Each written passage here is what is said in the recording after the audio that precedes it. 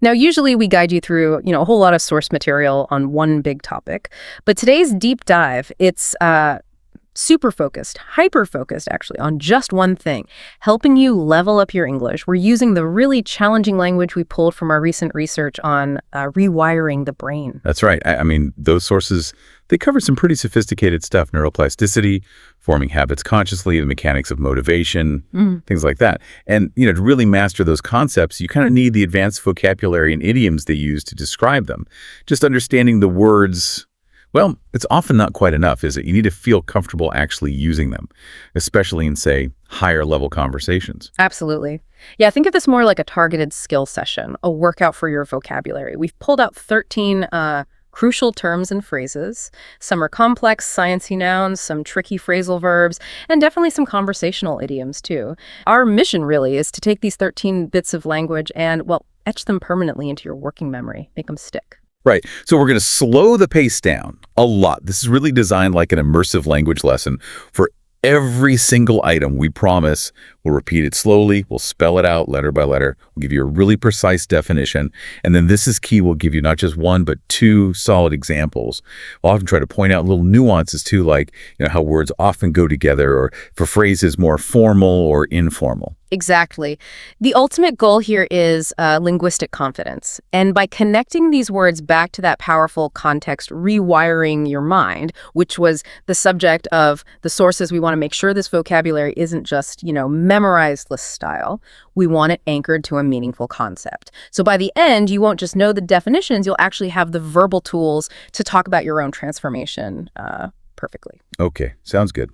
Let's jump straight into part one then. We're starting with 5, I think, really essential idioms and phrases. These ones define the challenges and also the opportunities around action, routine, and those critical mindset shifts you need to actually change your brain. Okay, first up, our first phrase is pretty foundational. It describes that state we're often trying to escape, right? The state that our sources claimed governs something like, 95% of our daily actions? It's run on autopilot. Yeah, run on autopilot. It's a great metaphor, isn't it? Borrowed from aviation. It describes exactly what happens when routines get so ingrained they require, zero conscious effort. And while that can be efficient, sure, the sources definitely warn that this is also where we lose agency. We stop making, intentional choices. So let's isolate this phrase. Let's practice it nice and slowly. Run on autopilot. Again, run on autopilot. One more time. Run on autopilot. Okay, now how do we spell that? It's 3 words. Let's take our time. Pay attention to that last compound word. R-U-N-O-N. A-U-T-O-P-I-L-O-T. Run on autopilot. Right. And the straightforward meaning is just performing tasks automatically without conscious thought, without really paying attention. Like when you drive the same route every single day and suddenly you realize you don't actually remember the last mile. Exactly. That's a perfect example. You were running on autopilot. And the sources made it really clear that, this frees up mental energy. It also means you're not making new decisions. You're not making those growth-oriented decisions. In terms of using it, it's super common, a bit informal. Maybe we often use it with verbs like begin to or start to, kind of indicating that shift into the robotic state. Okay. So listen to this first example sentence. It focuses on routine. After years in the same job, she began to run on autopilot, barely noticing her daily routine. Okay, got it. And here's a second example. This one shows how it can apply more to thought patterns, which is interesting. If you don't actively question your assumptions, your decision-making will simply run on autopilot, repeating past mistakes. Ooh, that's a critical usage, isn't it? Repeating past mistakes. Okay, so if running on autopilot is the problem, then the solution often involves making an abrupt, decisive shift, which brings us neatly to our second powerful idiom. It describes that sudden commitment. Flip the switch. Ugh. I like this one. Flip the switch. It sounds so immediate, right? Energetic. Yeah. Total dedication. It's not like a slow, gradual turn. It's that sudden decision. Boom. Change direction. Let's practice this one slowly, too. Okay. Flip the switch. Again. Flip the switch. Last time. Flip the switch. All right. Spelling time. 3 short words. Focus on that verb. Flip. It's simple, but strong.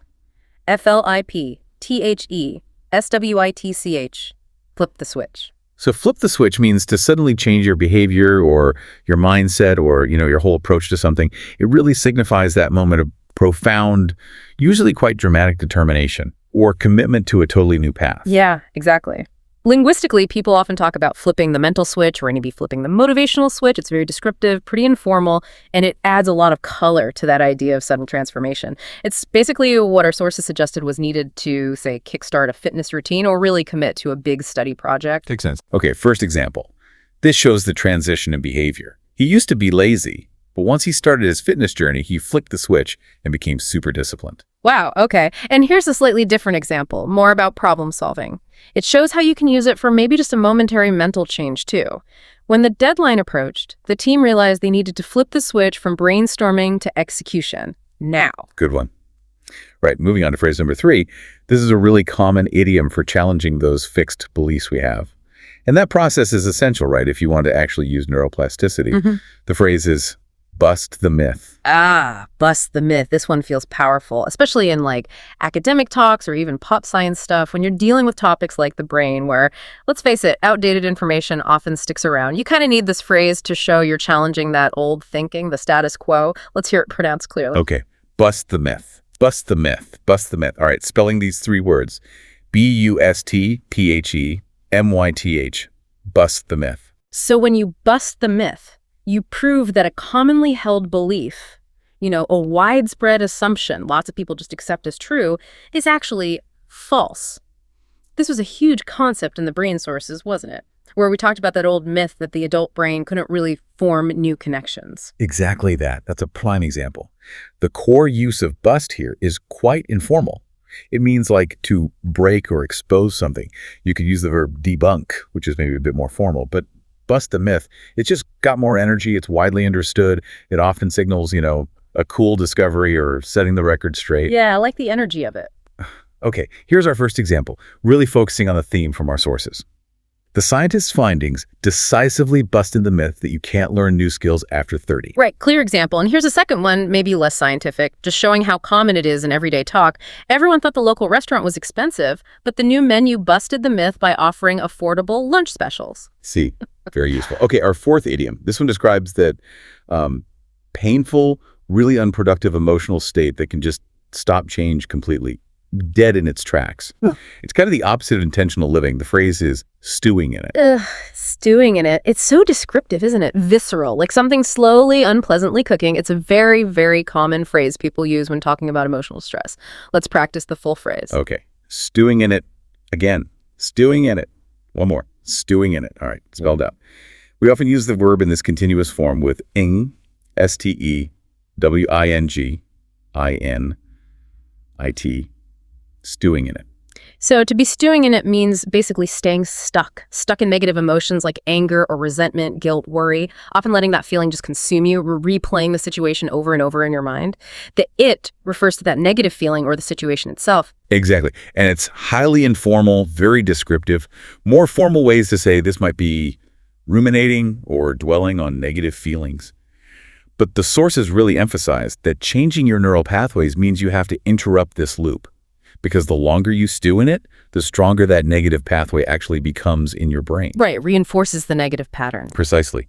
So here's a clear example showing that contrast between taking action versus staying stuck. Instead of stewing in it after the setback, she decided to talk about what upset her and immediately took corrective action. Good for her. And a second example, this one just describes the person's behavior more generally. He spent the entire weekend stewing in it, refusing to answer calls or distract himself from his worry. Yeah, not a productive weekend. Yeah. Okay, finally for part 1, we have a simple but really crucial phrase. It relates to the need for deep rest, which the sources highlighted as absolutely vital for the brain's sort of cleanup process. The phrase is under the covers. Under the covers. Yeah, while the physical act is simple, getting into bed, the context is often about seeking refuge, isn't it? Or maybe necessary disengagement, which is an important psychological idea related to recovery and processing. Let's practice saying it slowly. Okay. Under the covers. Under the covers. Under the covers. Let's spell the words. U-N-D-E-R-T-H-E-C-O-V-E-R-S. Under the covers. So under the covers is basically a colloquial, informal term meaning in bed, usually referencing being, resting, sleeping, or maybe just hiding away for a bit. Necessary seclusion. It implies comfort, safety, and disengaging from the day's stresses. We often use it when talking about that simple pleasure of retreating, right? Yeah. The covers just refers to blankets, duvets, quilts, whatever you use. And the source material really stressed that the brain needs time under the covers, meaning deep, uninterrupted sleep to consolidate memories and clear out that mental clutter we'll talk about later. Oh, okay. Connecting ahead. Good. Yeah. So here's the first example, focusing on just relaxation. After a long, demanding day, all he wanted was to be under the covers with a good book. Sounds nice. And a second example, showing more that context of seeking comfort or refuge. Whenever the weather turns stormy, I just want to pull the blankets up and stay under the covers all day. Don't we all sometimes? Excellent. So we've nailed down 5 crucial phrases describing routine and emotional states. If things like running on autopilot and stewing in it represent the problem, well, our next section focuses on the vocabulary you need for the solution. Things like concentration, commitment, and that mental housekeeping. Right. So we're shifting focus now in part 2. We're looking at verbs and concepts related directly to studying, concentration, and managing all the information we take in. These are all key steps if you really want to use that science of neuroplasticity to learn faster, including learning English itself. Exactly. Our 6th term is a really crucial phrasal verb. You hear it constantly in business, in planning, and definitely in learning context. It emphasizes commitment and making sure something sticks. It's what lock in. Lock in? Yeah, when you're learning new vocabulary like we're doing now, you don't just want a temporary understanding, do you? You want to lock it in. Forever, ideally. Let's practice this 2-word verb. Okay. Lock in. Lock in. Yeah. Lock in, spelled L-O-C-K-I-N. Lock in. So to lock in something means to secure it or commit to it firmly so that it can't easily change or be lost. It can apply to physical things, sure, but it's especially powerful when we're talking about concepts, memories, or habits. Locking them in place. Linguistically, just a quick note, this is a transitive phrasal verb. That means it needs an object. You have to lock in something. Common combinations or collocations you hear are lock in a price, lock in a date, or very relevant to our source material, lock in a new habit, or lock in the learning. Got it. Needs an object. Yep. Here's our first example sentence, emphasizing the effort needed for retention, for memory. He studied every night, using flashcards and repetition to lock in the new vocabulary. Makes sense. And here's a really common use outside of just language learning, showing its relevance in, say, business. We decided to sign the contract quickly to lock in the discounted rate before the offer expired. Very typical use. Okay, moving on to term number 7. This uses a fantastic biological metaphor, well, gardening metaphor, really, that the source is used. It describes what the brain must do, especially during sleep, to maximize learning efficiency. The term is prune away. Prune away. I love this one. I borrowed straight from gardening. Like you said, it's such a brilliant way to illustrate how the brain gets rid of what's unnecessary, making room for stronger, more important connections to grow. Let's practice this phrasal verb. Okay. Prune away. Prune away. Prune away, spelled P-R-U-N-E-A-W-A-Y. Prune away. Right. The basic meaning from gardening is to remove the unnecessary or unwanted parts from a tree or a bush, usually to help it grow healthier. So metaphorically, for the brain, it means clearing out those weak or maybe irrelevant synaptic connections, the stuff you don't need anymore. Exactly. It's such a powerful visual verb. If you think of the brain as a garden, it has to constantly prune away the weaker branches or the information that isn't essential. Using this verb in English, it immediately elevates your description when you're talking about prioritization or cleaning things up. You can prune away commitments from your schedule, distractions, bad habits. Okay, so it's quite versatile. Very. Our example sentence connects this verb directly to managing focus. To truly achieve my goals, I realized I had to be intentional and prune away 5 unnecessary commitments from my schedule. That's a good practical one. And a second example, maybe going back to the idea of cleaning up something written like an editor might do. The editor's job was to prune away all the repetitive phrasing and unnecessary adjectives, leaving only the essential argument. Great example. Very actionable use of prune away. Now, the next concept, number 8, is closely related. It's what you're often trying to get rid of when you prune away. The word is clutter. Clutter. It's a very common word, sure, but when you apply it to the mind, it suddenly has this profound conceptual weight, doesn't it? It's the exact opposite of clarity, and our sources really emphasize that sleep is essential for clearing out mental clutter. Let's practice the pronunciation. It's 2 syllables. Okay. Clutter. Clutter. Clutter. Spelled C-L-U-T-P-E-R. Clutter. So clutter is a noun. It describes a collection of stuff that's unorganized, unnecessary, or just distracting. And while we often talk about physical clutter, a messy desk, a messy room. The sources were really highlighting mental clutter. That means all the unnecessary thoughts, the unresolved worries, the excessive distracting information we just seem to accumulate during the day. Yeah, exactly. And when you're using this word, just notice it's pretty versatile. It can be a noun like we just defined it, but you can also use its adjective form, cluttered, like a cluttered desk or a cluttered mind, or even the verb form to clutter up, like all this paperwork is cluttering up my office. Right, cluttered mind. I hear that a lot. So here's our first example, applying the noun to mental organization. I cleared the physical clutter from my desk so that I could clear the mental clutter from my mind and think more clearly. Nice parallel. And a second example, this time using the adjective form, cluttered, to describe a state of mind. The biggest barrier to focus wasn't the noise outside. It was his own highly cluttered schedule. Too much going on. Okay, our ninth term. This is another super common, really useful phrasal verb that you absolutely must know, especially when discussing learning, progress, or making up for lost time. It's catch up. Catch up. Yes, a verb of equalization, kind of. If you fall behind in your studies, maybe in a project, even just in a conversation, you definitely need this verb. Let's practice this two-word phrase. Okay, catch up, catch up, catch up, spelled C-A-T-C-H-U-P, catch up. So to catch up basically means to reach the same level or the same point of progress as others, especially after you've fallen behind somehow. In a learning context, it usually means studying extra hard to reach the required standard or understand what you missed. Exactly. And this phrasal verb is incredibly versatile. It really has three main meanings, and all of them are relevant to daily life. The first is the one we're focusing on, progress, reaching someone else's level. The second is social. You catch up with a friend, meaning you exchange news and find out what they've been doing. And the third is about rest. You catch up on sleep you've missed. The sources definitely used it in the sense of catching up on sleep or catching up on knowledge. Ah, okay. Three main uses. Good to know. Yeah. So our first example emphasizes the effort required in a learning context. She missed a few English classes due to travel, but quickly caught up by studying for 10 hours on the weekend. Dedicated. And here is that really common social usage, which, we'll hear constantly. After not speaking for a year, the two friends decided to meet for coffee just to catch up on each other's lives. Happens all the time. Okay, great. We've built a really solid base now, I think. Idioms, action verbs, concepts about retention. Now we move into what might be the most challenging, but also maybe the most rewarding part of this deep dive. We're transitioning into part 3, and here we're focusing on those really sophisticated, scientific, and conceptual terms.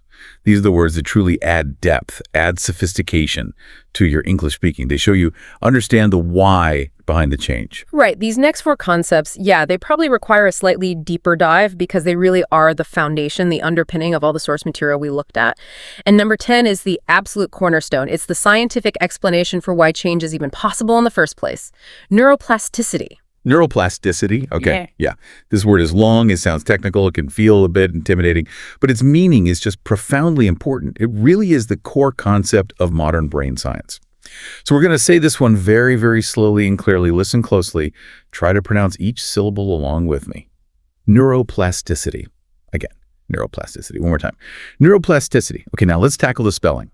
This is essential if you're doing any advanced writing. Let's break it down maybe into 3 parts. Neuro.plast.icity. Neuroplasticity. Neuroplasticity. Whew. Okay.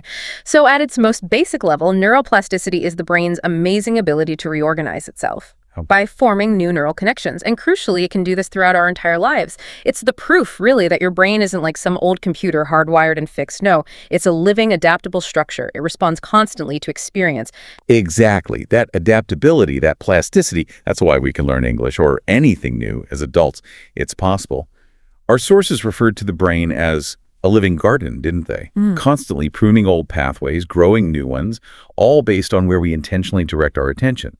Understanding this term, it really moves you past just simple habit formation. It gets you into the science of actual identity change. That distinction feels really key. The implication of neuroplasticity, it's huge. It means if you genuinely dislike a behavior or a thought pattern, you can literally build a new neural highway in your brain to bypass the old, unwanted one. That's the potential, yes. Yeah. So here's an example sentence highlighting its real-world application. Learning a new language in adulthood and recovering from certain types of brain injuries are only possible because of neuroplasticity. Right, fundamental. And here's a second, maybe more conceptual example. This one shows how understanding it relates to your mindset. He used the understanding of neuroplasticity to overcome his fixed mindset and embrace the challenge of starting a new career. Powerful stuff. Okay, our 11th term. This relates to emotional and behavioral control. It's borrowed from biology, but applied directly to how we manage our reactions. The phrase is refractory period. Refractory period. Okay, another technical sounding one. Multisyllabic. But understanding it is really key to shortening those negative emotional loops we talked about, like stewing in it. The source material discussed this quite a bit, how those loops are a barrier to productive action.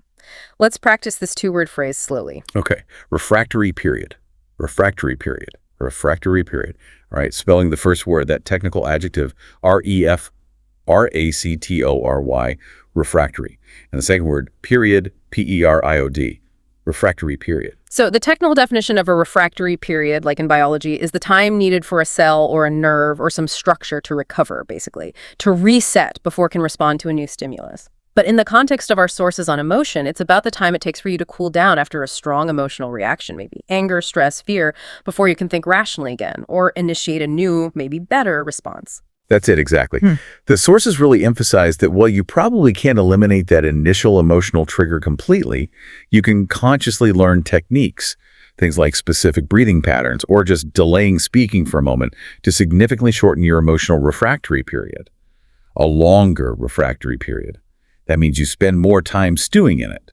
A shorter one means you can flip the switch back to rational thought much faster. Ah, okay. So shortening that time is basically giving your logical brain, your prefrontal cortex, a chance to get back online before you, say or do something you regret. Precisely. Well put. We often use this term in more sophisticated conversations, maybe about conflict resolution or emotional intelligence, EQ. Right. So here's the first example sentence, focusing on that emotional recovery aspect. After getting some bad news, he consciously needed a refractory period to calm his nervous system down before speaking to his boss. Smart move. And a second example, this one focusing on the goal of training yourself to recover quickly, like in high-pressure situations. Professional poker players are trained to minimize their emotional refractory period so that a bad hand does not influence the next one. Very useful skill in poker and in life. Okay, number 12.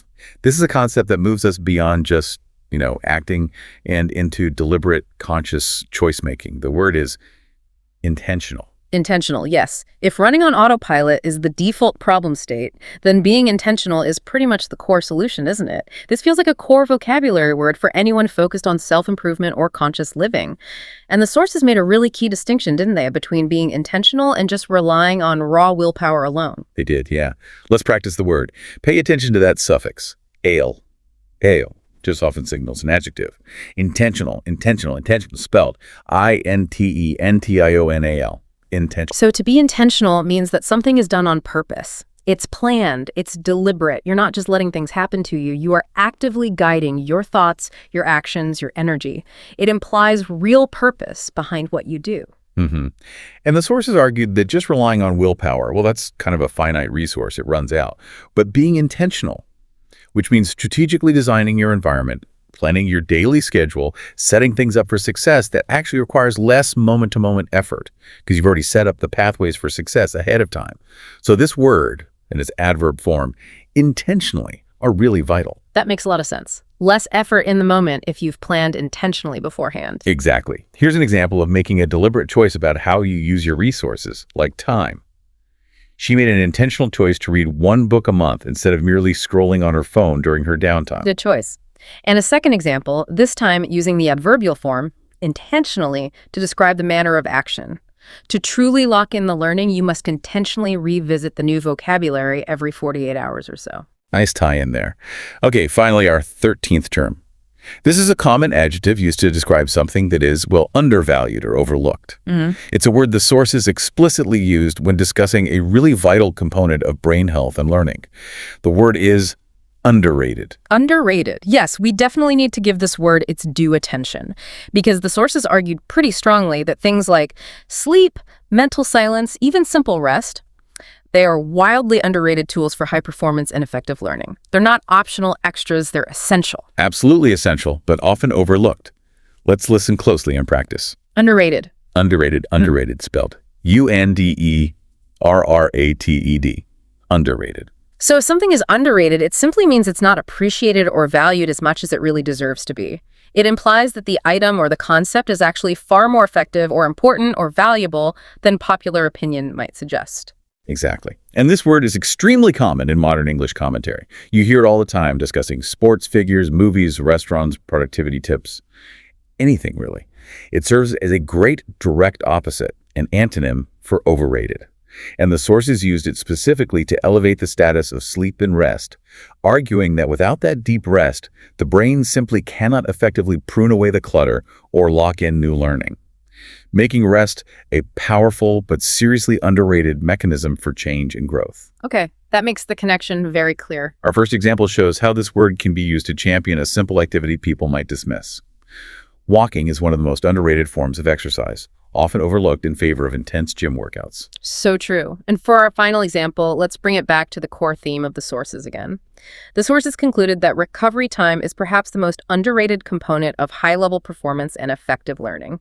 And there you have it. That's our 13 powerful words and phrases, ranging from those complex scientific terms that define how change happens, like neuroplasticity and refractory period, right down to the crucial action verbs and idioms that actually enable change, like flip the switch and being intentional. Yeah, and we really tried not just to give you definitions today. We aim to provide that context, that linguistic nuance you need to actually use these terms fluently, in more advanced English conversations.